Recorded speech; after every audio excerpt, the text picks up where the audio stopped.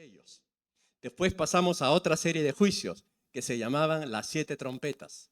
Y ahora vamos a ver la introducción. No lo vamos a tocar hoy día, pero vamos a ver la introducción a lo que será el juicio de las 7 copas. Esto todo como acontecimiento a la segunda venida de nuestro Señor Jesucristo. Nosotros debemos recordar una verdad fundamental. Dios es santo y en su presencia no va a haber pecado. Sin santidad nadie verá al Señor. Y ahí es donde nosotros entramos en conflicto, en lucha y en batalla. La única forma de poder tener acceso a la presencia de Dios, la única manera que Dios ha provisto para limpiar nuestros corazones y poder disfrutar de su presencia es por 2 caminos. Primero, para poder acceder a la presencia de Dios, Dios proveyó a Jesucristo como nuestro Salvador. Él murió por nuestros pecados, para que todo aquel que en Él cree, todo aquel que confía en Él, tendrá salvación y vida eterna. La sangre de Jesús nos limpia de todo pecado. Y la otra forma, dura, no necesariamente determinante, pero sí dura, es que Dios va a manifestar juicio a través de juicios, a través de sentencias, que justamente son formas y maneras de depurar todo esto que cada vez se deteriora más. El mundo cada vez vive mostrando y evidenciando señales en contra del Creador, en contra de Dios. Va a llegar el punto en que se va a escuchar la voz de todos aquellos que fueron perseguidos, de todos aquellos que fueron atacados por causa de su fe. Esa pregunta que mucha gente se ha hecho a lo largo de la historia. Señor, ¿hasta cuándo? ¿Hasta cuándo vamos a tener que seguir soportando y aguantando tanta infidelidad, tanto rechazo, tanto repudio? ¿Cuándo acabará todo esto? Y es el clamor de mucha gente. ¿Cuándo será el fin? ¿Cuándo acabará todo esto? ¿Cuándo terminará todo esto? Pues precisamente Apocalipsis capítulo 15 nos hace una apertura, nos da una introducción de lo que va a precisamente a ocurrir en el tiempo final. Vamos entonces a abrir nuestras Biblias. Yo quisiera invitarles al capítulo 15 y vamos a ver el primer versículo. Observen que el versículo comienza una vez más con ese verbo vi. Mirad, ¿se acuerdan que en el capítulo anterior cada tema comenzaba con vi? Es decir, una nueva visión, un nuevo tema, un nuevo enfoque. Y dice allí en el capítulo 15, versículo 1, vi en el cielo otra señal grande y admirable. 7 ángeles que tenían las 7 plagas postreras, porque en ellas se consumaba la ira de Dios. ¿Lo leyó usted conmigo o miró la cámara? A ver, estamos teniendo nuestra última fotito, creo. Dice allí, vi en el cielo otra señal grande y admirable. 7 ángeles que tenían las 7 plagas postreras, porque en ellas se consumaba la ira de Dios. Interesante que vemos aquí que el apóstol Juan está diciendo, vi una señal grande y admirable. La forma de decirlo así, que esta señal era grande y admirable, es como para darnos un anticipo de que lo que viene más adelante va a ser algo sorprendente. Va a ser algo que probablemente a más de uno lo deje con la boca abierta, porque impresiona las formas contundentes de cómo se va a ir manifestando el juicio de Dios. Y la referencia que se hace aquí de plagas nos hace recordar aquellos tiempos cuando Dios puso orden y cuando Dios estableció juicio, ¿se acuerdan? A través de plagas. ¿Se acuerdan cuando el pueblo de Dios estaba viviendo años de esclavitud en Egipto? ¿Cuál fue el método que Dios utilizó para liberar a su pueblo? Fue a través de plagas, para reprender, para castigar a toda una nación que estaba dominada por la idolatría y por la corrupción. Pues en los postreros tiempos Dios va a derramar esa ira, esas plagas sobre el anticristo, sobre todos sus seguidores y sobre todo aquello que se ha levantado en contra del Señor. Es importante tomar en cuenta el vocablo ira. Acá dice que se va a consumar la ira de Dios. Y como dijimos en anterior oportunidad, cuando se habla de la ira de Dios, uno inmediatamente lo relaciona con la ira humana. Y no nos imaginamos a un Dios con ira. No nos imaginamos a un Dios que pueda ser cruel. Y de primera instancia nosotros pensamos en ese sentido. Pero la ira de Dios tiene otra connotación. La ira de Dios es básicamente una respuesta al pecado, a la forma indebida de rebelión que hay contra el Creador. El concepto de ira de Dios, tiene dos acepciones en la Biblia, que son interesantes poderlas recordar. La primera de ellas, la ira de Dios tiene un concepto judicial. ¿Qué quiere decir? Es la ira que tiene un juez cuando administra justicia. Si hay un juez que da una sentencia y esa sentencia está basada en la ley, está basada con orden, con justicia, con rectitud, ese condenado va a recibir un castigo. A ninguno se le va a ocurrir decir, ese juez es cruel. Sino se va a decir, ese juez fue justo. Fue justo. Pues cuando Dios aplica castigo, aplica su ira, no es que es cruel. Es simple y sencillamente que está actuando como juez. Y cuando Él actúe como juez, va a ser justo. Por otro lado, la Biblia cuando habla de la ira de Dios nos va a mostrar que la ira es algo que van a recibir las personas que quieren. No es que Dios está buscando a ver a quién castigo, con quién me desquito, a quién lo reprendo. Ese no es el propósito de Dios. ¿Para quién es la ira de Dios? Para la persona que quiere, para la persona que ha escogido, para la persona que ha decidido darle la espalda al Señor. Aquellas personas que todavía mantienen esa actitud de rebelión, de que no quieren reconocer a Jesucristo, de que no quieren rendirse al Señor. Por eso que muchas veces nos es fácil entender el amor de Dios, pero qué complicado, qué difícil nos es aceptar el tema de la ira de Dios. Pues aquí vemos que en aquel tiempo se va a consumar la ira de Dios. Va a ser un punto crucial, como para que una vez más nosotros nos demos cuenta que el foco de atención para ser librados de la ira de Dios depende de cada uno, depende de cada persona. ¿Cómo puedo ser yo librado de la ira venidera? ¿Sabes cómo? Reconociendo, humillándose, aceptando a Jesucristo como Señor y Salvador. Por eso vemos ahí que se va a manifestar, está a punto de manifestarse y de consumarse la ira de Dios, el castigo, el juicio del Señor. El versículo 2 aparece una vez más una nueva visión. Vi también como un mar de vidrio mezclado con fuego, y a los que habían alcanzado la victoria sobre la bestia y su imagen, y su marca y el número de su nombre, y en pie sobre el mar de vidrio con las arpas de Dios. Qué interesante. Esta expresión de un mar de vidrio mezclado con fuego nos habla de dos cosas. Primero, estabilidad. Un mar de vidrio habla de algo firme, de algo estable, ya no de algo en donde te puedes hundir, sino de estabilidad. Y el hecho de que haya fuego habla de algo que purifica. Estamos en un ambiente entonces de santidad.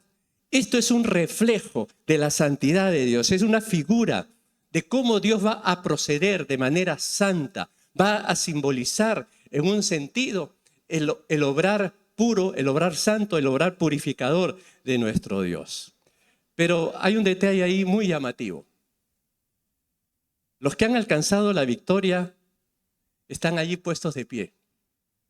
Los que han alcanzado la victoria sobre la bestia, sobre su imagen, aquellos que han alcanzado la victoria que no se han dejado marcar, aquellos que han sido fieles al Señor y que se han mantenido firmes en los tiempos de la gran tribulación, tiene la palabra ahí, han vencido. Han vencido. Y saben, esto es llamativo. Porque cuando nosotros visualizamos o nos imaginamos la escena de la tribulación, la tortura, el martirio, la persecución, la matanza que va a haber contra todos aquellos que son fieles al Señor, uno podría pensar de primera instancia que el anticristo está ganando. Pero no, al contrario, la muerte de ellos está resultando en victoria, está resultando en triunfo. Es interesante de manera jocosa, y yo digo jocosa porque hay unos términos que me causan gracia, de lo que expresa un comentarista en relación a la tarea que el anticristo empieza a hacer en los tiempos de la tribulación. Él va a decir lo siguiente: el anticristo cree que se está deshaciendo de sus enemigos aquí en la tierra, pero lo que en realidad está haciendo es dirigir un servicio de transporte al cielo. No es más que un ascensorista al servicio de Dios, llevando a muchos santos a la gloria. No se da cuenta de que Dios lo está usando para los mismos propósitos que Él ha ordenado. Cuando el anticristo destruye, tortura y mata a un cristiano, ¿sabe lo que le está haciendo? Lo está llevando al triunfo, lo está llevando a la gloria, lo está llevando a gozar y a disfrutar de la gloria de Dios. Por eso que eso que puede parecer victoria para el enemigo es triunfo para Dios. Por eso que acá dice que ellos están puestos de pie porque han vencido. Y eso nos enseña una gran verdad. Tu fe y tu confianza en Jesucristo te dará la victoria.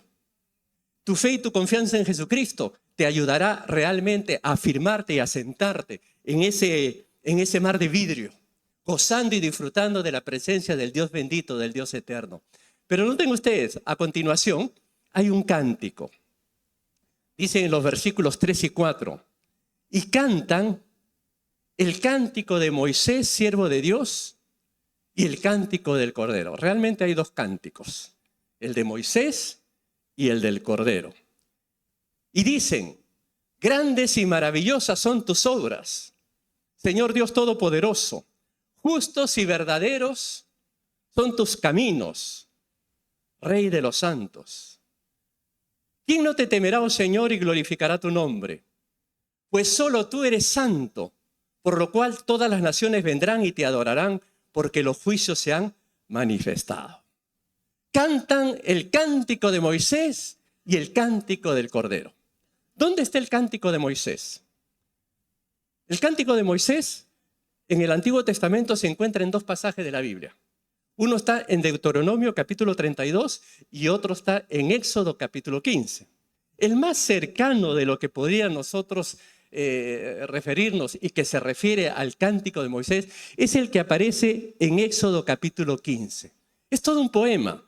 Ahí Moisés describe la manera majestuosa de cómo Dios libró a su pueblo de lo que parecía una derrota inevitable. En ese cántico Moisés narra la forma milagrosa cómo Dios abrió el mar Rojo, y el pueblo de Dios pasó por allí en medio de ellos.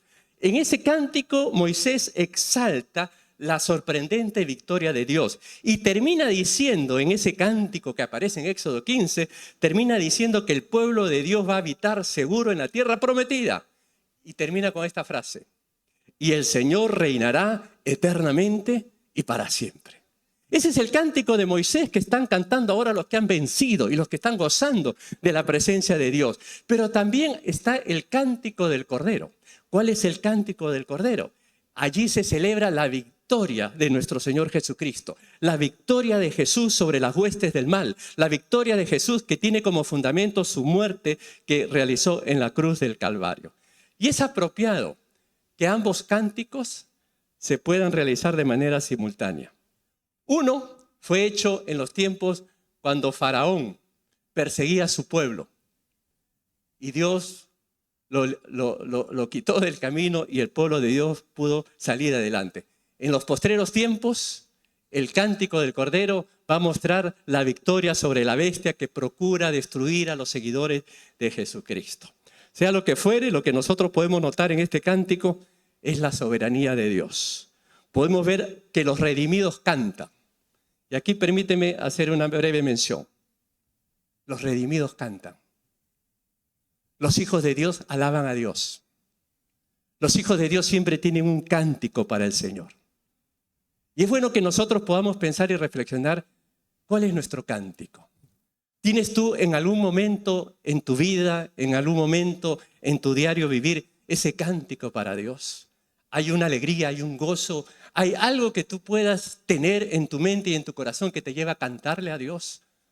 Y el cántico que tienen estos mártires, estos victoriosos, es el siguiente: grandes y maravillosas son tus obras, Señor Dios Todopoderoso.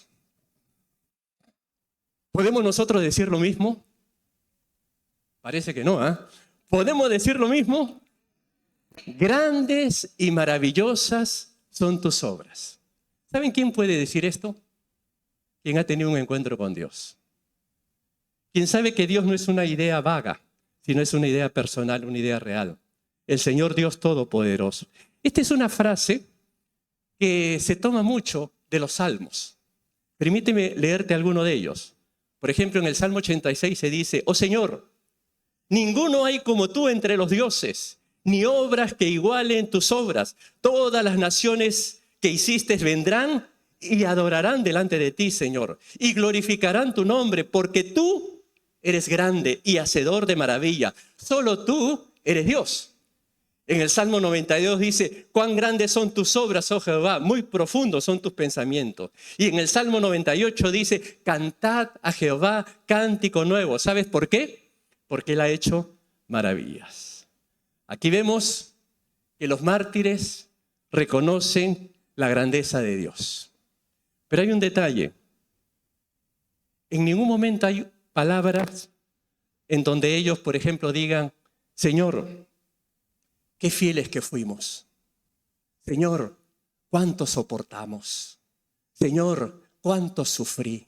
Señor, todo lo que hice por ti. Señor, tú viste lo que me tocó vivir. Tú viste todo lo que yo tuve que hacer por tu causa. Ninguno de ellos estaba mirándose así. El enfoque era al revés. El enfoque era el pronombre personal. Tú, Señor, tú eres el que hace las maravillas. Tú eres grande, tú eres todopoderoso. Qué distinto es cuando cambiamos el enfoque. Cuando tú te miras a ti, tú te vas a sentir la víctima, el victorioso, el bueno, el malo o lo que fuere. Pero no te mires a ti. Para alabar a Dios, di: tú, Señor, tú eres el grande, tú eres el maravilloso, tú eres el todopoderoso. ¿Sabes qué atributo se resalta aquí? Que Dios es todopoderoso. Por eso, mi hermano, en esta mañana, yo te quiero invitar a que levantes tu mirada de fe, y puedas una vez más darte cuenta de que estás frente a un Dios que tiene todo poder.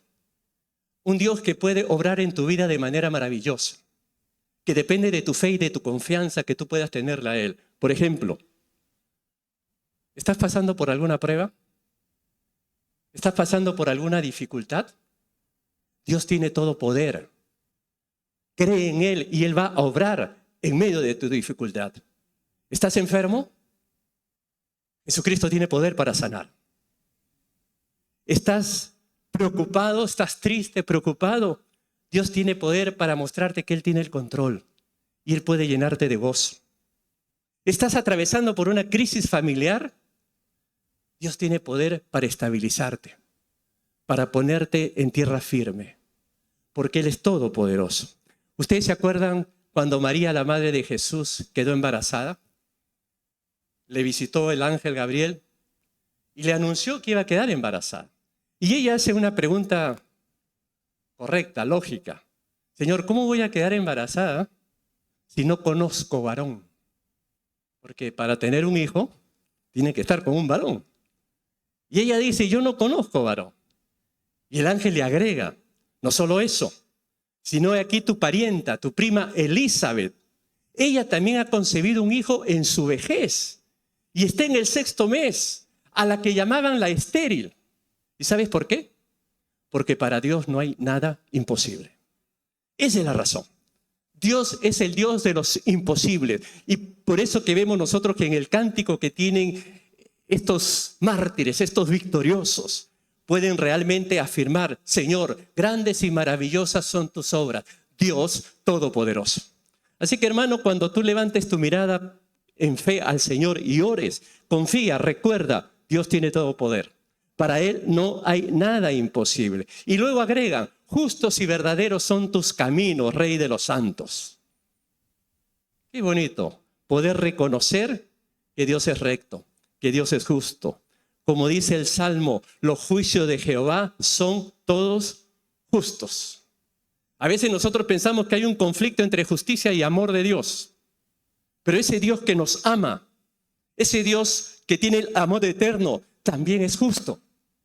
Y si no fuera justo, dejó de ser Dios.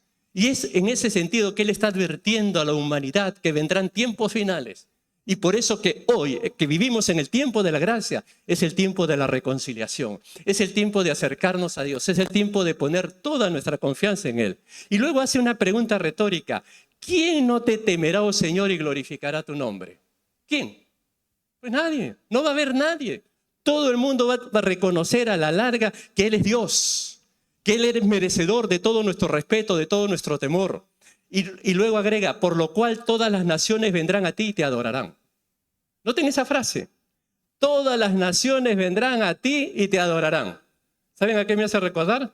A ese famoso pasaje de Filipenses capítulo 2, en donde dice así, por lo cual Dios también lo exaltó hasta lo sumo y le dio un nombre que es sobre todo nombre, para que en el nombre de Jesús se doble toda rodilla de las que están en los cielos, en la tierra y debajo de la tierra, y toda lengua confiese que Jesucristo es el Señor para la gloria de Dios Padre. ¿Sabes qué dice esto? Que va a haber el día en que todos los creyentes se van a postrar y van a reconocer que Jesucristo es el Señor. Pero ¿sabes también quiénes? Los que no creen. Porque se van a quedar con la boca abierta de que todo lo que ignoraron, todo lo que rechazaron, todo lo que no quisieron creer, se hace evidente porque ahí está Jesús. Y van a tener que postrarse a la buena o a la mala y reconocer que Jesucristo es el Señor. Y es por eso que vemos aquí que va a llegar el día en que todos van a tener que manifestar, quieran o no. Nosotros los creyentes lo vamos a hacer con gozo, con regocijo, con alegría. Pero hay otros que lo van a tener que hacer a regañadientes o a la fuerza, o con la culpa de que lo que les espera después de reconocer a Jesús es la condena eterna. Por eso que nosotros debemos reconocer y adorar a Dios porque Él es soberano, porque Él es el Dios todopoderoso que vive y reina por los siglos de los siglos. Y siempre seguirá haciendo obras maravillosas. Busca a Dios y verás que Dios es real y que Dios hace cosas maravillosas. Avanzamos un poquito más. Bueno, esto ya lo vimos. Dice en el versículo 5, después de estas cosas miré, y aquí fue abierto en el cielo el templo del tabernáculo del testimonio. Y del templo salieron los 7 ángeles que tenían las 7 plagas, vestidos de lino fino y resplandeciente, y ceñidos alrededor del pecho con cintos de oro. Acá la idea de que fue abierto en el cielo el templo del tabernáculo del testimonio nos hace recordar dónde se guardaba la ley, dónde se guardaban los mandamientos. Y qué interesante que en los tiempos finales se haga referencia a esto, para que una vez más recordemos que Dios es justo, que Dios cuando estableció normas y leyes no fue para que queden ahí arrinconadas y pasadas al olvido, todo lo contrario.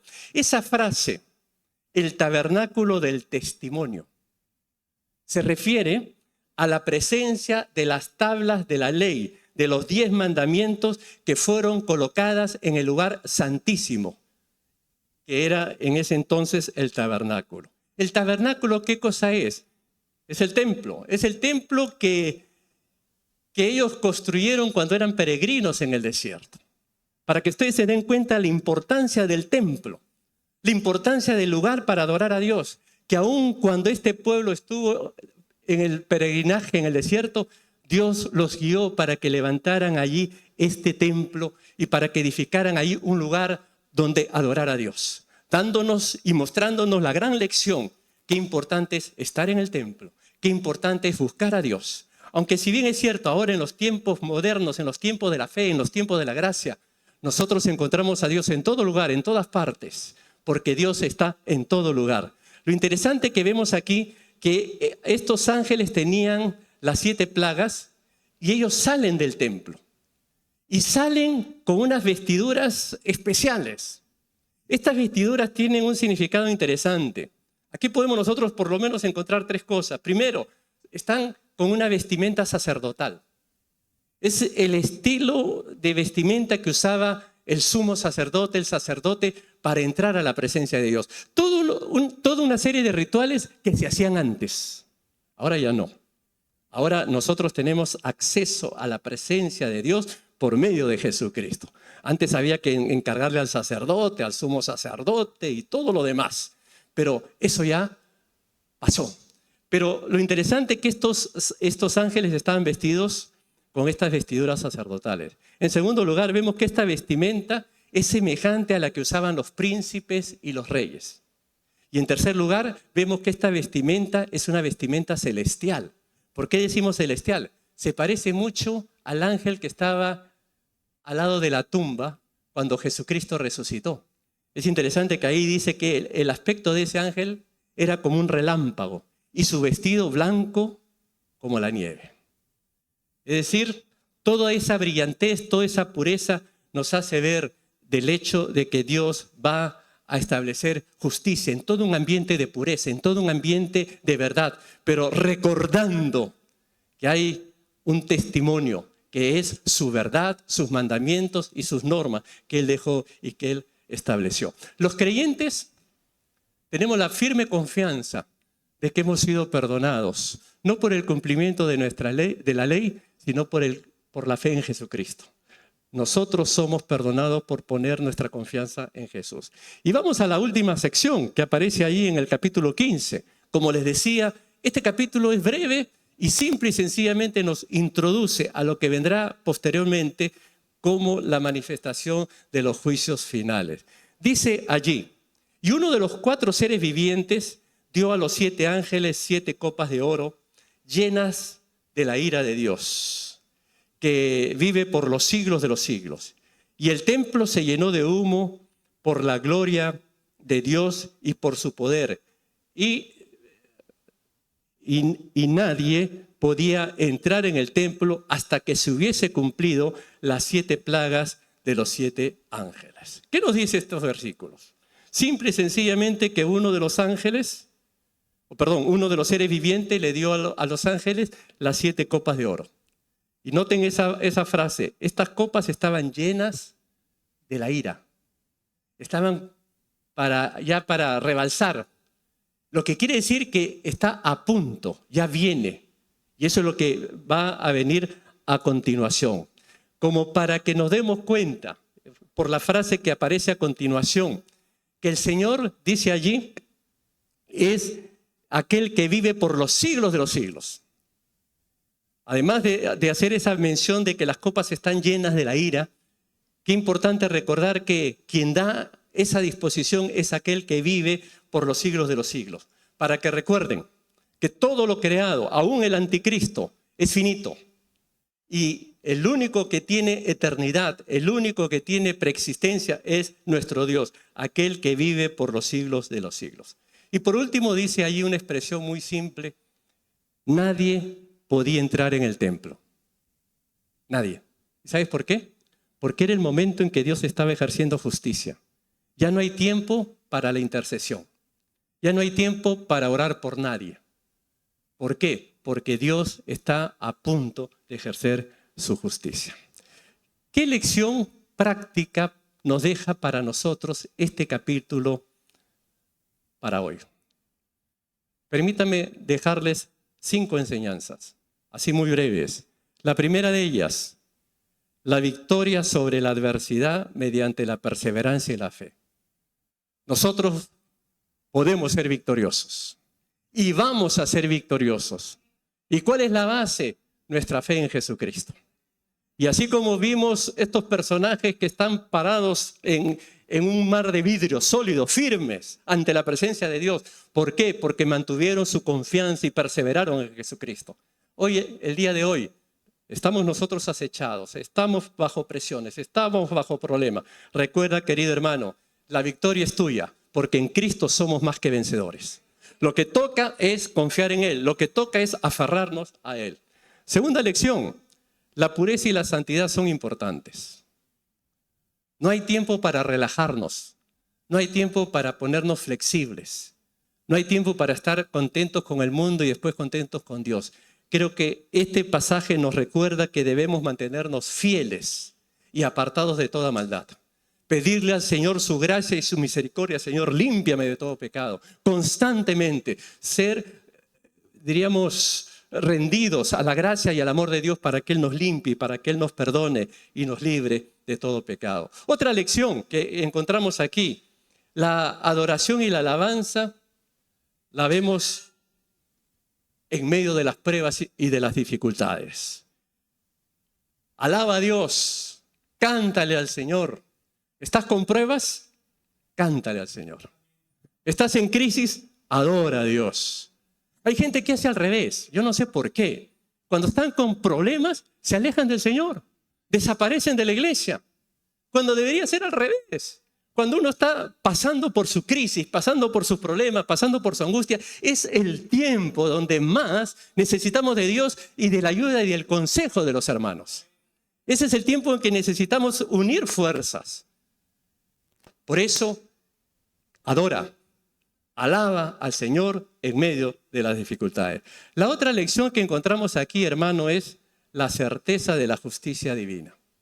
Nos guste o no nos guste, nos agrade o nos desagrade, nos parezca duro o inaudito, esto viene, esto se va a cumplir, esto se va a dar tarde o temprano. La fecha no la tengo, pero vendrá.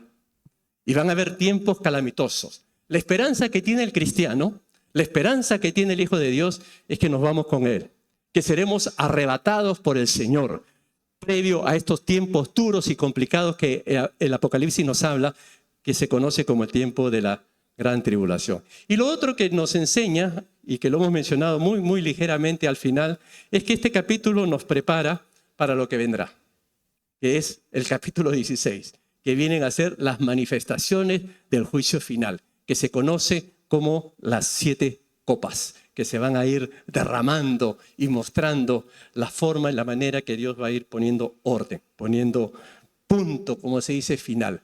Todo esto va a acabar. Va a llegar a un punto en que toda la maldad va a llegar a su punto final. ¿Para qué? Para que se establezca el reino de Dios, el reino de paz, el reino de justicia, el reino de los cielos. Y todo eso requiere previamente poner la casa en orden, si vale la expresión. Vamos a orar, vamos a inclinar nuestros rostros. Y yo te invito, mi querido hermano, a que el día de hoy te vayas con ese cántico. Grandes y maravillosas son tus obras, Señor Dios Todopoderoso. Que tú puedas pedir al Señor que te ayude a cantar en la prueba, a cantar en la alegría, a cantar en el dolor, a cantar en el gozo. Pero adora a Dios. Ese es el principal objetivo. Y esa es la razón por la que estamos aquí. Padre nuestro que estás en los cielos, gracias por la esperanza que tenemos. Gracias por la victoria asegurada que hay en Cristo Jesús. Gracias, Señor, porque en ti hay contentamiento y hay gozo. Queremos rogarte en el nombre de Jesús que tú nos ayudes, que tú nos fortalezcas y que tú nos permitas, Señor, mantenernos firmes y constantes, creciendo, sabiendo, Padre, que tu venida está pronta. Ayúdanos. Padre, si en esta hora hay hermanos que están clamando por ti, que están clamando por manifestación de tu poder, te ruego que tú obres en sus vidas. Bendíceles, ayúdales y que la gloria sea para ti, porque tus obras, tus maravillas son las que nosotros queremos exaltar y reconocer. Gracias te damos una vez más en el nombre de Cristo Jesús. Amén.